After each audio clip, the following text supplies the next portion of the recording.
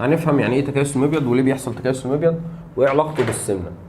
دلوقتي انا عندي ده المخ، فيه هنا غده في المخ اسمها هايبوثالاموس.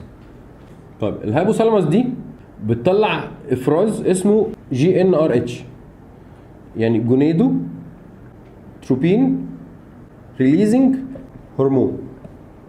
يعني ايه؟ يعني الهرمون المحفز للغدد الجنسيه. الافراز ده بيروح يشتغل على غده اسمها البيتويتري جلاند اللي هي النخاميه اللي احنا اتقولنا عليها من شويه. البيتويتري جلاند دي بتطلع افراز اسمه LH و FSH، يعني بالعربي هرمونات التبويض.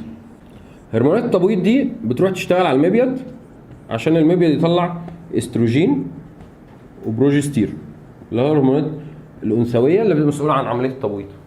حلو؟ طيب السايكل دي بتحصل، فما بتحصل السايكل دي بشكل تمام هتبدا الغده او يعني الاوفري دي يعتبر الغدد الجنسيه في السيدات تطلع بويضه. البويضه دي لو حصل تلقيح بيبدا يحصل حمل، ما حصلش تلقيح بتنفجر ويحصل البيريود. تمام؟ ده التنظيم الطبيعي لايه؟ لعمليه التبويض.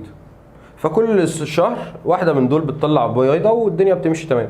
طيب لو حصل عندي الهايبوثالاموس ده برده هو في مركز الجوع والشبع اسمه هانجر اند ساتايتي سنتر. فلو حصل اضطراب في الجسم بالجوع الشديد او الشبع الشديد، الاثنين بيعملوا اضطراب في مين؟ في الهايبوثالاموس. فتبدا ما تطلعش ايه؟ جونيدوتروبين ريليزنج هرمون، فما تنبهش الغده النخاميه ان هي تطلع هرمونات التبويض اللي هي ال LH وال FSH، فتخلي المبيض ما يطلعش ايه؟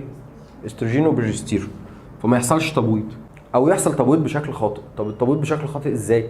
تبدا البويضه دي عايزه تطلع ما تعرفش تطلع، فتعمل ايه؟ تقوم عامله كيس حوالين المبيض بيسموه سيست بالانجلش. المبيض اللي بعديه عايز يطلع ما يعرفش، تكيس تكيس تكيس تكيس، فبيحصل ايه؟ بولي سيستيك اوفري. بولي يعني متعدد، سيستيك كيس، اوفري يعني ايه؟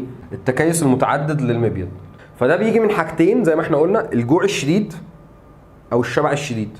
يعني لو حد برضو عنده مجاعه او حارم نفسه من الاكل فترات طويله او عامل دايت قاسي جدا وخاطئ، ممكن برضو تلاقي البيريود ايه؟ اضطربت. لان الحالات دي للاسف احنا مرتبط في ذهننا بالسمنه. لو في سمنه يبقى كده يبقى البيريود دي نتيجه الاكل الغلط. لكن لو في نحافه او في اكل غلط، تطرف في دايت خاطئ جدا او صيام متقطع فترات طويله بوجبات قليله جدا، ده ممكن ايه؟ يحصل. بس الناس ما بتربطهاش بالاكل، لكن هي بتربطها في الاكل في حاله واحده بس، في حاله السمنه. احنا بناكل غلط فعايزين نعمل دايت عشان نخس والتكاسل ما بيروح.